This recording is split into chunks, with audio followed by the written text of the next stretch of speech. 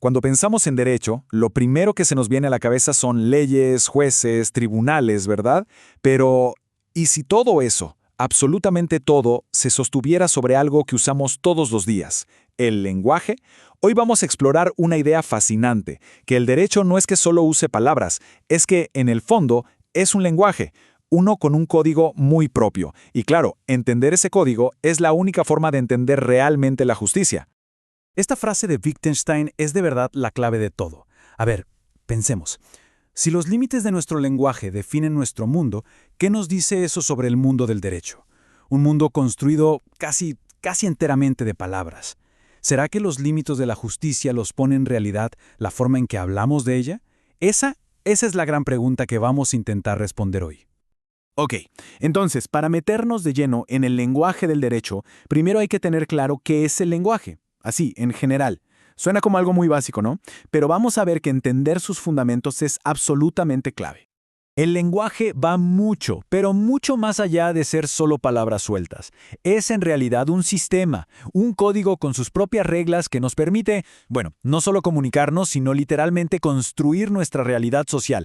Imagínense que es como el sistema operativo de la sociedad, y el derecho, en este caso, vendría a ser una de sus aplicaciones más complejas y potentes. Entonces, ¿cómo es que funciona esto del lenguaje? Se apoya en tres pilares fundamentales. Primero, representa cosas. La palabra contrato, por ejemplo, no es el papel físico, es la idea del acuerdo. Segundo, tiene reglas, una gramática que le pone orden al asunto. Y tercero, y esto es importantísimo para el derecho, es un fenómeno social. El significado de las palabras cambia según la cultura y el momento. Claro que no todo el lenguaje es igual. No es lo mismo hablar con amigos que escribir un documento legal. Y es justo en esas diferencias donde empezamos a cachar por qué el lenguaje jurídico es tan particular. Y sí, a veces tan complicado. Y aquí tenemos una división súper importante. Por un lado está el lenguaje natural, el que usamos todos los días, el que es flexible, el que va cambiando. Y por el otro, el lenguaje artificial. Piensen en las matemáticas o justamente en el derecho. Este no evoluciona orgánicamente. No, se diseña, se crea con un objetivo muy claro: buscar la máxima precisión posible. Y justo en esa búsqueda de precisión aparecen dos grandes enemigos del derecho: la vaguedad y la ambigüedad. A ver, la vaguedad es cuando una palabra como razonable pues no tiene límites definidos. Que es razonable para uno puede no serlo para otro, ¿no? Y la ambigüedad es peor. Es cuando una frase puede significar dos cosas totalmente distintas. Créanme, la obsesión de cualquier legislador es cazar y eliminar a estos dos fantasmas de sus textos. Ahora, vamos con un concepto que suena súper técnico, pero que en realidad es fascinante: el metalenguaje. No hay que asustarse, es algo sencillo, es simplemente usar el lenguaje para hablar del lenguaje.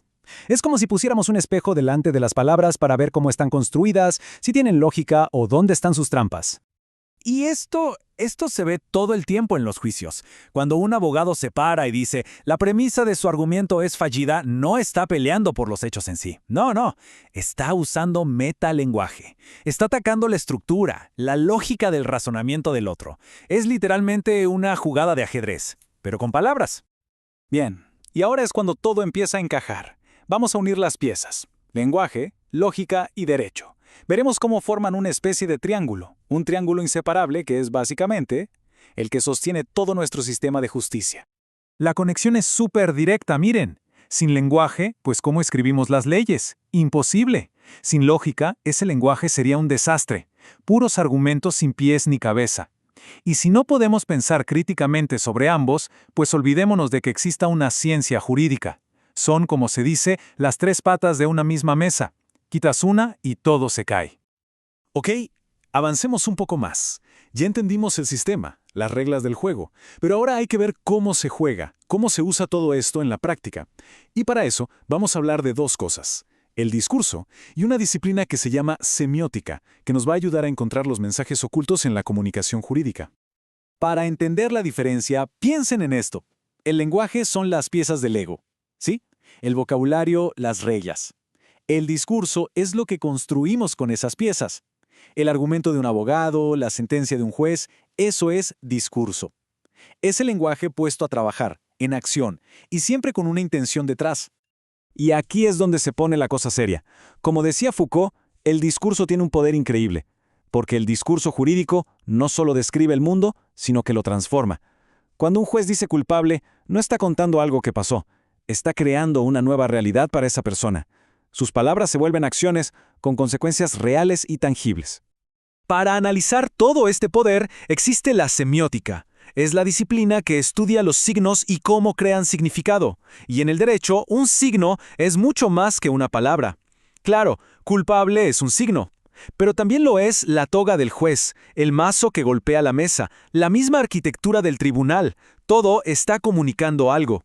La semiótica nos da las herramientas para leer ese código que no siempre está escrito. Después de todo esto, llegamos a una conclusión que parece inevitable. El lenguaje jurídico no es una simple jerga de abogados.